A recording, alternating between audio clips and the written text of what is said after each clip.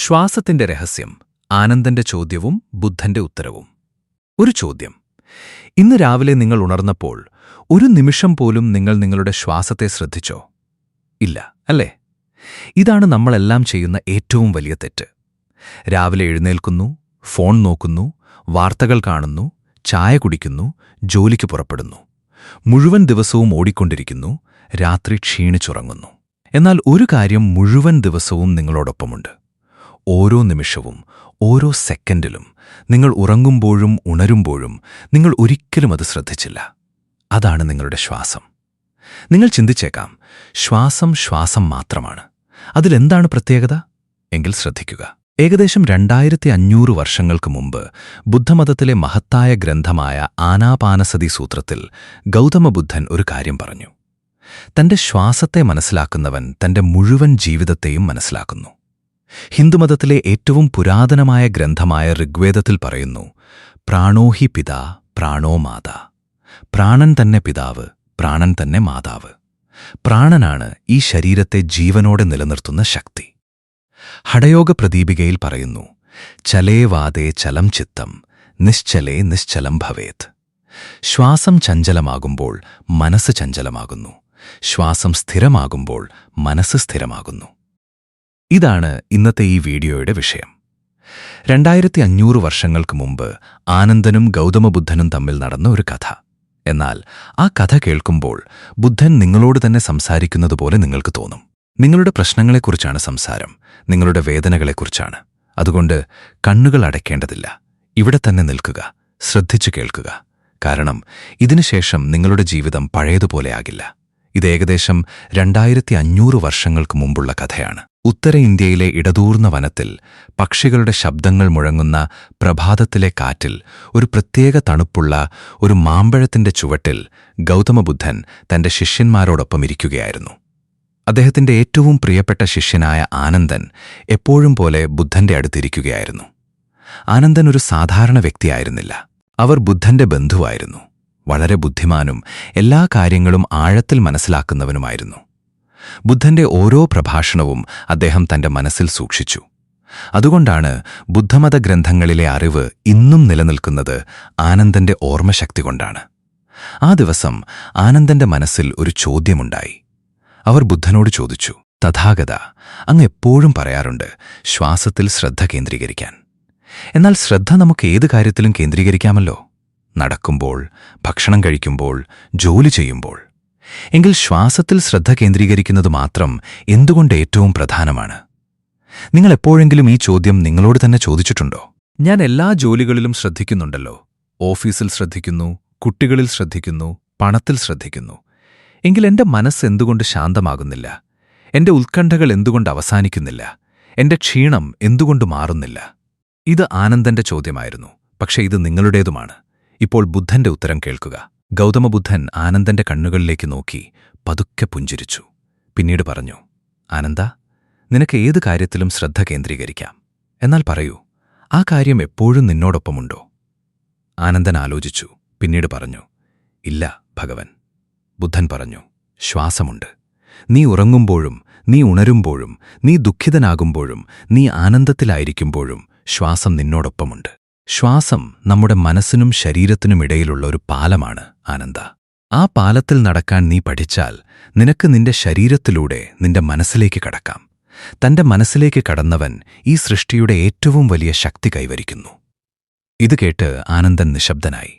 ബുദ്ധൻ പറഞ്ഞത് ഒരു മതപരമായ കാര്യം മാത്രമായിരുന്നില്ല, അത് ശാസ്ത്രമായിരുന്നു, സത്യമായിരുന്നു. ഭഗവത്ഗീതയുടെ 6-ാം അധ്യായത്തിൽ ശ്രീകൃഷ്ണനും ഇതുതന്നെ പറഞ്ഞിട്ടുണ്ട്. യതോ യതോ നിശ്ചരതി മനശ്ചഞ്ചലമസ്ഥിരം തതസ്തതോ നിയമേതദാത്മന്യേവ വശം നയേത്. മനസ്സ് എവിടെയൊക്കെ അലഞ്ഞുതിരിഞ്ഞാലും അവിടെ നിന്ന് അതിനെ പിടിച്ചുവലിച്ച് ആത്മാവിലേക്ക് തിരികെ കൊണ്ടുവരണം. ആ പാദശ്വാസത്തിലൂടെയാണ്. പതഞ്ജലിയുടെ യോഗസൂത്രത്തിലും പറയുന്നു, തസ്മിൻ സതി ശ്വാസപ്രശ്വാസയോർഗതി വിച്ഛേദ പ്രാണായാമഃ. ശ്വാസത്തിന്റെ ഗതി മനസ്സിലാക്കി അതിനെ സാധിക്കുക എന്നതാണ് പ്രാണായാമം. പ്രാണായാമം സമാധിയുടെ വാതിലാണ്. ആനന്ദന്റെ മനസ്സിൽ മറ്റൊരു ചോദ്യമുണ്ടായിരുന്നു. അത് കേട്ട് നിങ്ങൾ ഞെട്ടിപ്പോകും. കാരണം ആ ചോദ്യം നിങ്ങളുടേതുമാണ്, ദിവസവുമുള്ളതാണ്. ആനന്ദൻ ചോദിച്ചു, ഹേ ബുദ്ധ, ശ്വാസത്തിലെ ശ്രദ്ധ കൊണ്ട് മനസ്സിലെ മോശം വികാരങ്ങൾ ഇല്ലാതാകുമോ? കോപമില്ലാതാകുമോ? അസൂയ ഇല്ലാതാകുമോ? ദുഷിച്ച ചിന്തകൾ നിലയ്ക്കുമോ? കാരണം മനസ്സ് ശുദ്ധമാകുന്നതുവരെ ധ്യാനം കൊണ്ടെന്ത് പ്രയോജനം? ആനന്ദൻ പറഞ്ഞത് നിങ്ങൾ ദിവസവും അനുഭവിക്കുന്ന കാര്യമാണ്. നിങ്ങൾ ധ്യാനിക്കാനിരിക്കും, 5 മിനിറ്റിനുള്ളിൽ മനസ്സോടിപ്പോകും. ചിലപ്പോൾ ഓഫീസിലേക്ക്, ചിലപ്പോൾ വഴക്കുകളിലേക്ക്, ചിലപ്പോൾ നാളത്തെ ഉത്കണ്ഠകളിലേക്ക്, ചിലപ്പോൾ മറ്റുള്ളവരെക്കുറിച്ചുള്ള മോശം ചിന്തകളിലേക്ക് നിങ്ങൾ ഉപേക്ഷിക്കും. ബുദ്ധൻ ഉത്തരം നൽകി, ആനന്ദ, ആദ്യമൊരു കാര്യം ചെയ്യുക.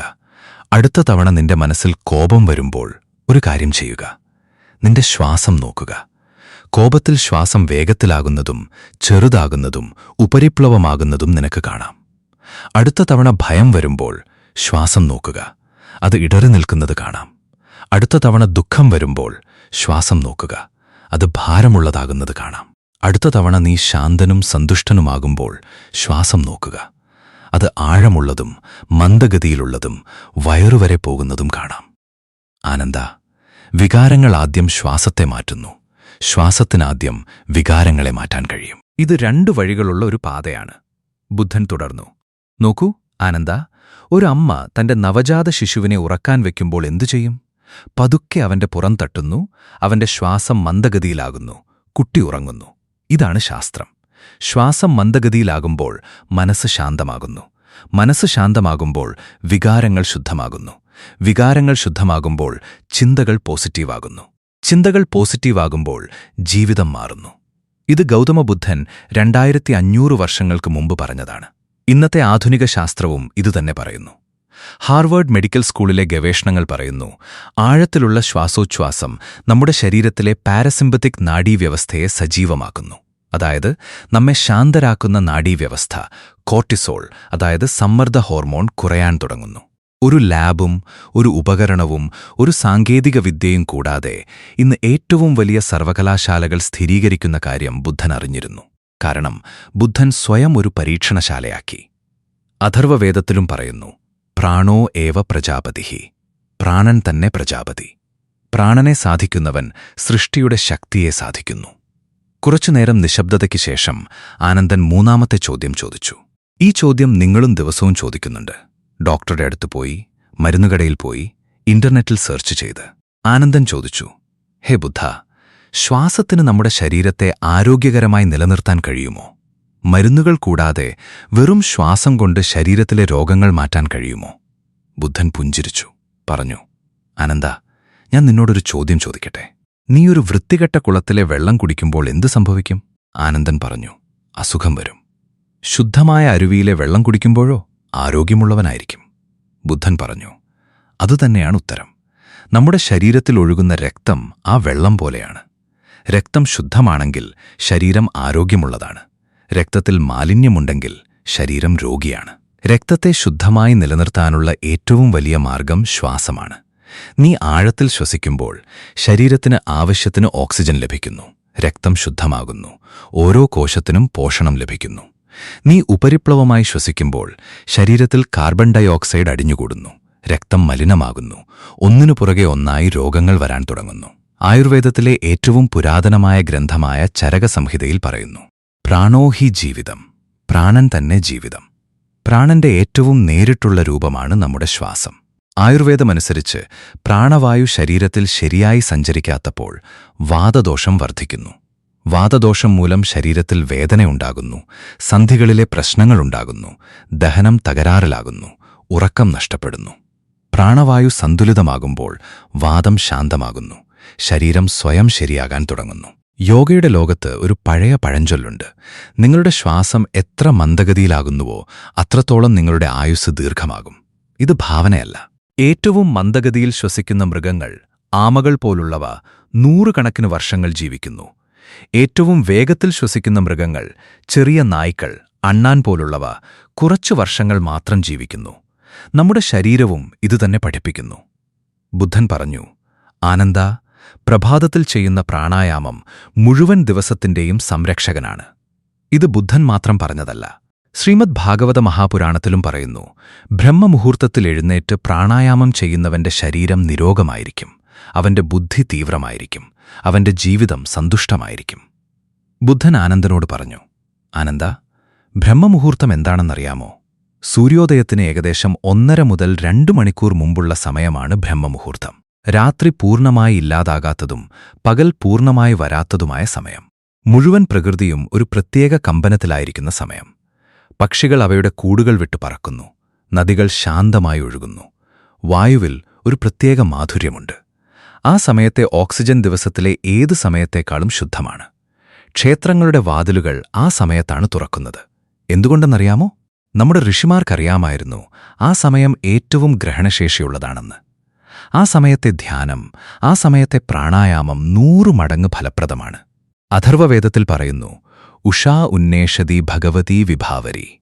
ഉഷക്കാലത്തിന്റെ ഉദയം ഭാഗ്യത്തിന്റെയും ദിവ്യത്വത്തിന്റെയും ഉദയമാണ്. വിഷ്ണുപുരാണത്തിൽ പറയുന്നു, ബ്രഹ്മമുഹൂർത്തത്തിലുണർന്ന് ധ്യാനവും പ്രാണായാമവും ചെയ്യുന്ന വ്യക്തി എല്ലാ രോഗങ്ങളിൽ നിന്നും മുക്തനാകുന്നു, ജീവിതത്തിൽ വിജയം പ്രാപിക്കുന്നു. ബുദ്ധൻ ആനന്ദനോട് പറഞ്ഞു, ആനന്ദ, ആ സമയത്ത് എഴുന്നേൽക്കുക, ആ സമയത്ത് പുറത്തിറങ്ങുക. ഒരു മരത്തിന്റെ ചുവട്ടിൽ തുറന്ന ആകാശത്തിന് കീഴിലിരിക്കുക. കണ്ണുകൾ അടയ്ക്കുക. നിങ്ങളുടെ ശ്വാസം നോക്കുക, അകത്തേക്ക് വരുന്നതും പുറത്തേക്ക് പോകുന്നതും. യാതൊരു നിർബന്ധവുമില്ല, യാതൊരു നിയമവുമില്ല, നോക്കുക മാത്രം. ആനന്ദ എല്ലാ ദിവസവും ബ്രഹ്മമുഹൂർത്തത്തിൽ വെറും 15 മിനിറ്റ് തന്റെ ശ്വാസത്തിൽ ശ്രദ്ധ കേന്ദ്രീകരിക്കുന്ന വ്യക്തിയുടെ മുഴുവൻ ദിവസവും മാറുന്നു. അവന് കോപം കുറയുന്നു, അവന്റെ ഉറക്കം ആഴമുള്ളതാകുന്നു, അവന്റെ ദഹനം മെച്ചപ്പെടുന്നു, അവന്റെ മനസ്സ് ശാന്തമായിരിക്കും. ഏറ്റവും പ്രധാനമായി അവന് ജീവിതത്തിൽ ആവശ്യമുള്ളത് ലഭിക്കാൻ തുടങ്ങുന്നു. കാരണം മനസ്സ് ശാന്തമാകുമ്പോൾ ശരിയായ തീരുമാനങ്ങൾ എടുക്കപ്പെടുന്നു. ശരിയായ തീരുമാനങ്ങളിൽ നിന്ന് ശരിയായ ഫലങ്ങൾ വരുന്നു.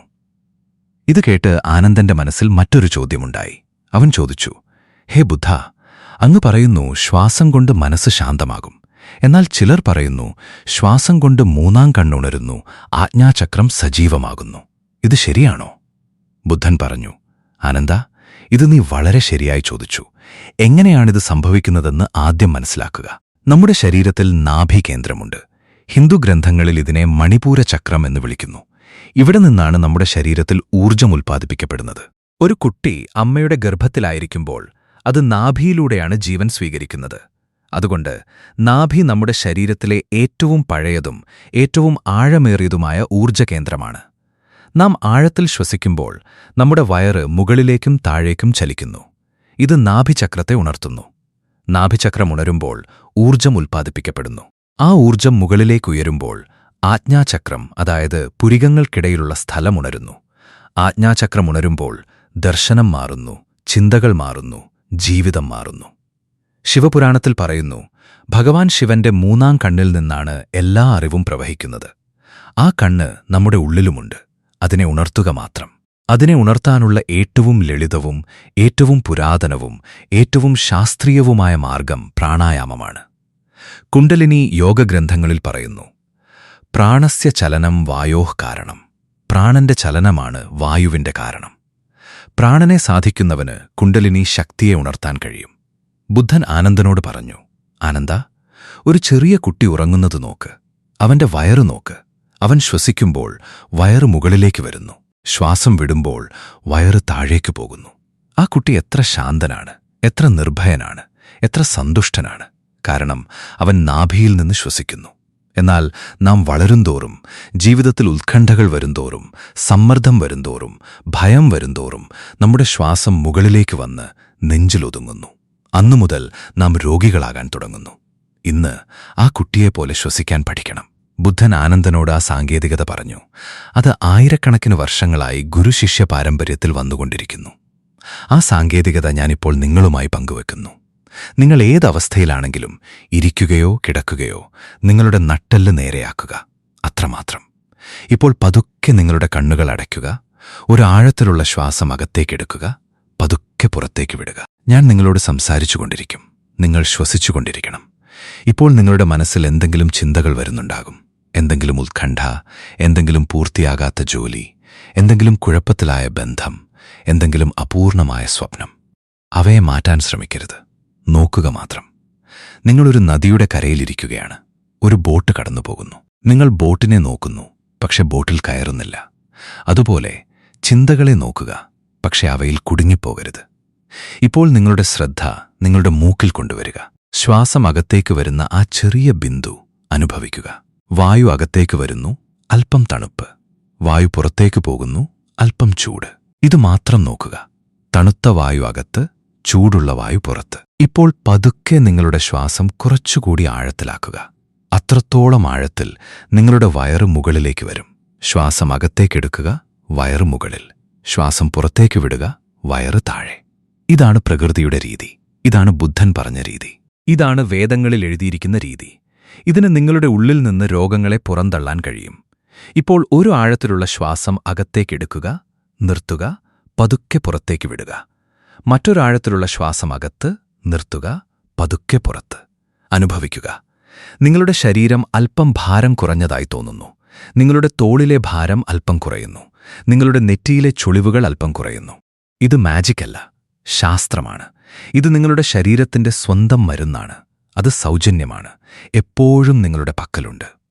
ഇപ്പോൾ നിങ്ങളുടെ ശ്രദ്ധ പതുക്കെ നിങ്ങളുടെ നാഭിയിലേക്ക് കൊണ്ടുവരിക. ശ്വാസം അകത്തേക്ക് പോകുമ്പോൾ നാഭിക്ക് ചുറ്റും എന്തോ ചൂട് അനുഭവപ്പെടുന്നു. ഒരു നേരിയ ഊർജം, ഒരു നേരിയ ചലനം. ആ ഊർജം നിങ്ങളുടേതാണ്, നിങ്ങളുടെ ശരീരത്തിൻ്റേതാണ്. അതെപ്പോഴും ഉണ്ടായിരുന്നു.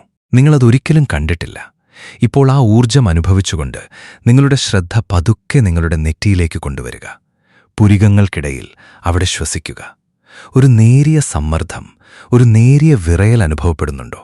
അതാണ് നിങ്ങളുടെ ആജ്ഞാചക്രം. അത് ഉണരുകയാണ്. ഇപ്പോൾ പതുക്കെ നിങ്ങളുടെ കൈകൾ അനുഭവിക്കുക. നിങ്ങളുടെ വിരലുകൾ ചലിപ്പിക്കുക.